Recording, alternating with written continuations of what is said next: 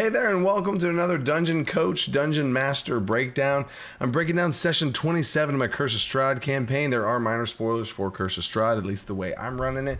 And I'm going to break down and talk about a whole bunch of different stuff that happened because tonight's session was wild, maybe the most wild thing that's happened. And I pulled off a move that I got to share with you guys, and I hopefully you get some insights from it. It's a big, huge tip that I had to pull out of nowhere, and I feel really great about it.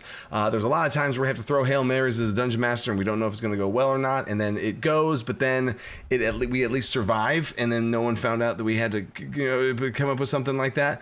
This one was an absolute touchdown, absolute 10 out of 10, and I feel great about it, and I want to share it with you guys. So, here we go. Here's how this whole thing went down. Where we're at in Curse of Strahd, there's two big moments I knew that were going to happen in this session. We left off the session where Lars the Bard is squaring off against a hag. And there's some things here also that it's going to be, I'm getting a game of players some tough love, and then we'll see what happens. Lars the Bard has a curse because he accepted a curse from Strahd. He accepted a pact from Strahd, cursing him, and now Strahd has some hold and puppet mastery stuff over him. He can possess him. He can do lots of bad things to Lars. He has him under his thumb, right? And they found out that they can release this curse by Lars killing the hag. And I think it's a really cool thing. Side note, is just from a lore standpoint for Dungeon Masters, is the player obtained this curse and this pact when he asked Strahd for help to kill the hags. That's the conditions in which he asked for the help is the conditions of his curse. That was a mechanic that I came up with. And in order for him to break this curse, he has to do the thing by himself that he asked Strahd for help on. Well, now instead of 3 hags, there's only 1 hag, and Lars' mission now, in order to break his curse, he has to solo kill by himself with no help a hag. Woo, buddy. So, they were level 6 at the time of this. They did level up to level 7 during the session, but this was his moment to try and do it by himself. And I'll tell you this, they did not prepare well for this. And that's me. I'm being tough love on my players right now. They did not prepare well for this. He kind of walked up to a group. He saw the hag posing as a young woman, innocent young woman, nothing big deal, who had a group of 3 adventurers that she was kind of like paired up with. And he walks into the house with not prepared at all and just throws down a hey, I'm here. And that's where we ended the session. So we picked up off, she's going to just run. She's going to fight. She's going to attack. Like, what do you mean? So there's this crazy moment, right? So the long story short here, and then there's the crazy Hail Mary Dungeon Master move I had to do. The fight starts going off, and it's messy. It's messy. He has a literal dagger. He has a 1d4 normal dagger, and that's the weapon he came into the fight with, right? While they have the Sun Sword, like the Sun Sword, the legendary Curse of Strahd weapon. They have the Sun Sword. They could have easily given it to Lars for him to use against this hag and just temporarily have him be the one that wields it, right? And they could have given him all the different magic items they haven't, decked him out. That never really happened. They gave him a blink vest to be able to shift into the ethereal plane just in case the hag, shifted in ethereal and tried to escape and stuff. They kind of prepared in that way, but man, oh man, Lars could not deal damage. This hag had 80 health, and all he has was dissonant whispers and a dagger. That's literally all he had. So the fight's not going well. And the other players aren't allowed to help, but I as a dungeon master, I didn't want to leave them out entirely, so I had these other 3 adventurers. These 3 adventurers were trying to get in the way or stop Lars or what are you doing? And I just had them so the rest of the party had something to do, because I didn't want them to be in a combat where they're just watching one player that they're not allowed to help, because if he gets any help, that counts as help, and that would not break the curse, right? So it was really cool to see them walk that line and also give me some curveballs mid-combat. Instead of this very boring, potentially, I could have had a very boring fight scene of Lars versus a hag, and that's it. Instead, I had these 3 adventurers who were trying to stop Lars at first, and then they found out oh wait, this is a hag. Wait, we got to kill this hag, and then they wanted to try and kill the hag, but then now the party's like, no, you can't help, because if these random 3 NPCs help and attack the hag, the curse would be screwed, right? So it was very interesting, and the whole fight was interesting in a new, unique way instead of just, you know, the boring fights of like, oh, kill them before they kill you, right? So there's a little bit of nuance going on there. And it was not going well for Lars. Lars finally got to Hag to half health, and it took a while for that to happen. And Lars himself was below half health, and so the Hag was winning. But that's actually what led to this really interesting situation. So the Hag had a moment here, and also the Hag, for multiple turns in a row, probably about 5 turns, was blinded. Kept failing her save on the blind. Like, it was crazy. And I was rolling all these rolls out in front of the board. So I was like, wow, this is, you know, she was just blind the whole time, trying to, you know, do whatever she was trying to do.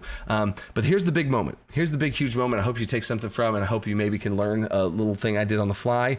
I have a math teacher background, so it made this a lot easier to do. But here's what happened. The fight was getting stale, right? The adventurers, the other 3 adventurers had been taken care of. They've been pacified, and it turned into a one-on-one back and forth between Lars and this Hag. And I keep in mind, a not prepared Lars, a 1d4 dagger and running out of spell slots. And I was like, man, it's just this is really dragging, and this is not good, right? And I just the pulse check I had on the fight was getting stale, right? And the Hag was going to be like overpowering and going to be like beating Lars, and then now this whole thing's over. And then now I had a timeout in my head of like, oh no, now this is going to be terrible, because like, okay, the Hag's going to escape, and then there's no way they're going to get her now, and it's going to be all this is for nothing, and then right? So I was like, you know what? I'm going to do 2 things here. I did one thing and I poked the bear. I was like, guys, I'm going to say this real quick right now. Like, this was not well thought out. You know what I'm saying? And like, I very rarely like throw them under the bus in that way. And I know, and I have a very good relation. All the players I play with at this table are my real life friends. So I was like, guys, this is a shit show. This is not happening right now. Like, you're telling me that this is how Lars does it, is with a dagger. You guys have a legendary sun sword, and Lars is out there stabbing with a normal dagger that you found, that you started the game with. Like, this is crazy. So I just threw that out there, right? And I think that's important to be able to kind of like, from a dungeon master perspective, like, challenge your players. Like, y'all are better than this. This is not going well because of that. So, you know, and that statement I made caused one of the players at the table to try, in a role play moment, yell out to Lars and be like, come on, let's like yell something out to him, which triggered a thought in Lars's head and all these other things. And Lars like, you know what? I'm going to go get the sword and the weapon. Now, did that come from me poking the bear? Yeah, probably. I was like, you guys have a legendary stuff. And also, as a side note, from a non-meta thought here, Lars's character would know that they have a very powerful weapon, and he probably should be using it, and he's losing a fight right now, while there is right there in his ally's hip a sword he can grab and wield, right? Come on. So anyway, Lars in this moment, in this absolutely epic switch up change of events, had one of the most epic moments in the entire campaign happen because of me poking in that way, and because of an random mechanic that I threw in on top of all of this that absolutely made sense, and it made sense cinematically and all this stuff. So here it is. Here's the Hail Mary. Lars misty steps over to Finian to get the sword, right?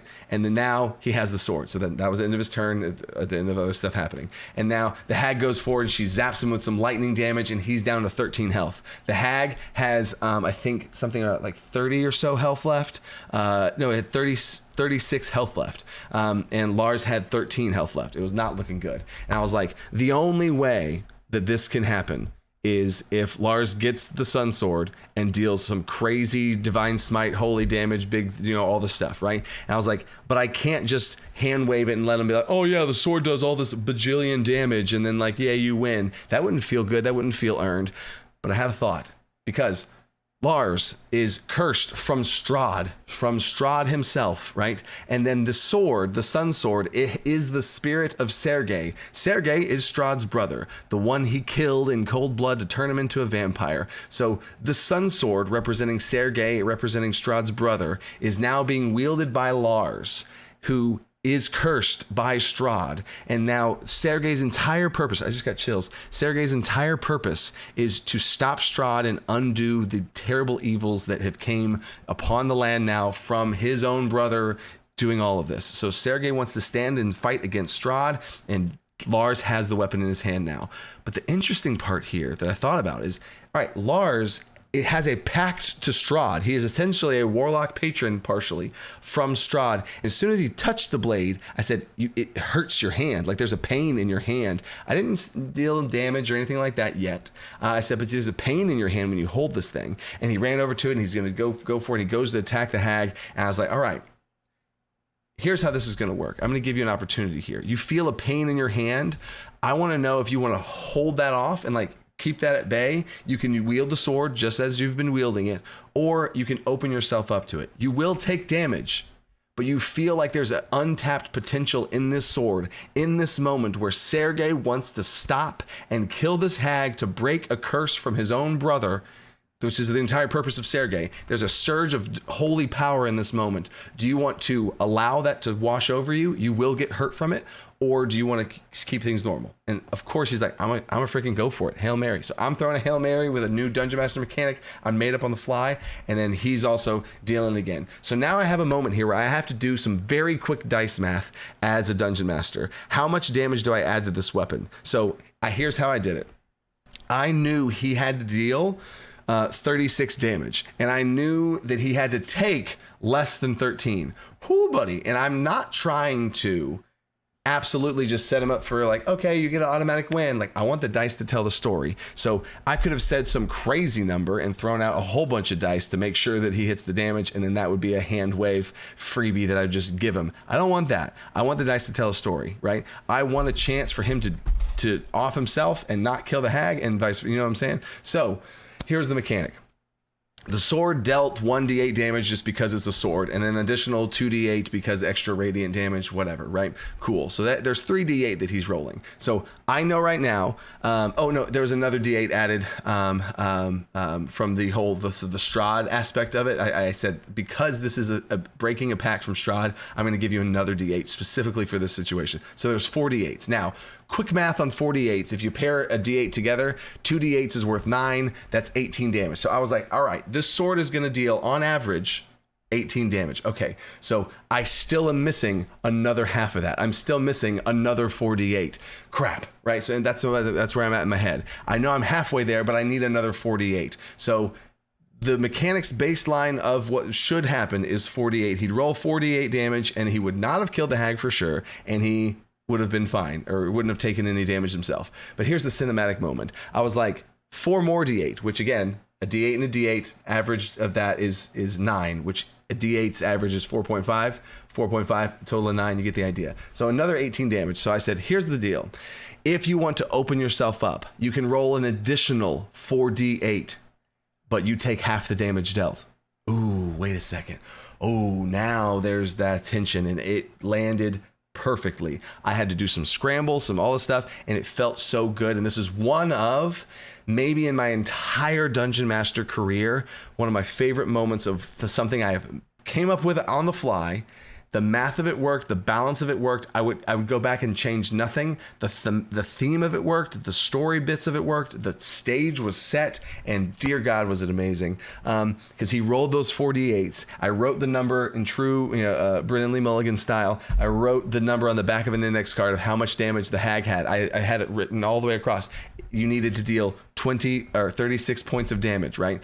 He rolled the baseline 48 at first, and he got 16. So he needs 20 points of damage. And I'm already in my head like, oh no, 20 points of damage. That's above average. He has to roll above average to be able to get this to have it happen. And then he rolled the 48s and got it. Oh my gosh, it was insane. And all of the damage, if you have the damage he took, he ended with 1 hit point. So the cinematic story is he teleports over to his ally. He says, and then his ally in a roleplay moment was like, you're gonna die, let me heal you. And he said, I'm not dying today. Takes the sun sword, activates it. A sun blade appears as he charges back over to the hag, who has a witch bolt lightning going on him. We described it in a Star Wars-esque way, where he brings the sun sword in front of him. The lightning's hitting the sun sword now like a lightsaber, brings it in and slices through, kills the hag. He takes in all this extra damage as well, leaves him with 1 hit point left. No lie, all numbers were above board, everything was out in front. Oh my gosh, 1 hit point, and he kills the hag, breaks the curse from Strahd.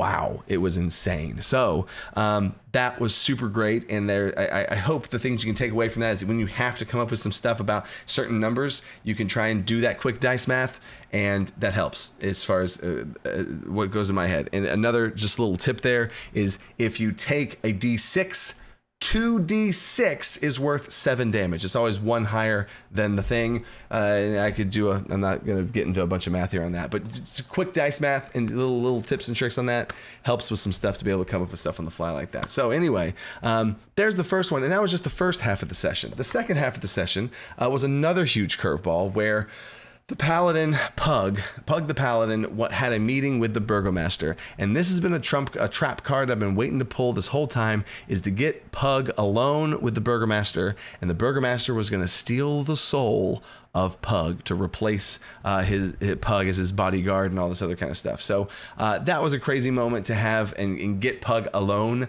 by himself. And I had a soul gem there's a whole long process of all the different pieces to be able to do this. But I got Pug alone in a room with a soul gem, and no one knew Pug was there. And I threw down. But here's another layer here of a little Dungeon Master tip. I handled it like a movie. So I got Pug alone in a room, and I switched scenes. I was like, all right, cool. You're with the burgomaster. I role played for a bit, and I was like, and we're going to change scenes over to here. You said you wanted to go to Bryn.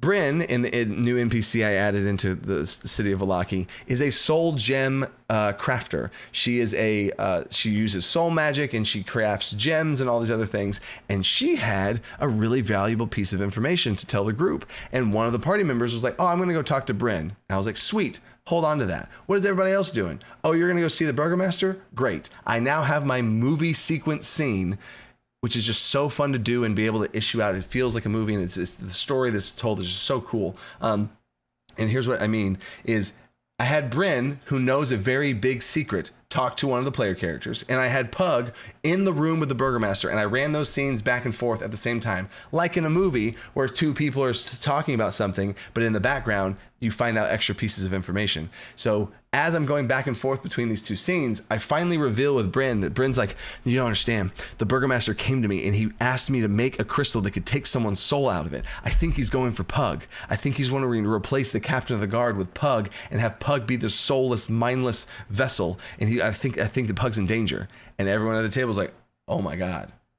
Because we just left the scene with Pug alone at the burgomaster. So we go back over to Pug, and I can now, there's this really interesting meta nuance of like, everyone knows what the burgomaster is about to do. And I get to really play around with what the burgomaster's saying. And it's just the amount of tension there is palpable. You can feel it, and it's just so much fun to run in that way, to be able to have those scenes in that way, if you can ever puppet master it, that to work out like that. And then long story short on that, now the burgomaster he threw the crystal down on the table and made a save. And I said, I need you to understand this right now. If you fail this save, this is maybe one of the worst things that could happen to your character. He's going to take your soul. Your soul will be trapped in a gem. Like I love to pull back the curtain in some of these ways to truly have people understand how bad this is and the stage that's set. Because it's bad. This is really, really, really bad, right? And it helps things feel not as bad also, because you're like so transparent about like,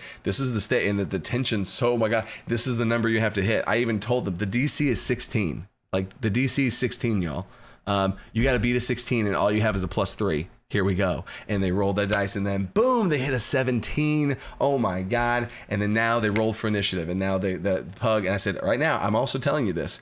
Every turn the burgomaster gets, he's going to do it again. And they're like, oh my gosh. And so now Pug one-on-one has to try and escape and get out of there. The burgomaster's dogs come and attack Pug. They just level up to level 7. Pug summons Fine Steed and summons a horse, and it escapes and gets the heck out of there.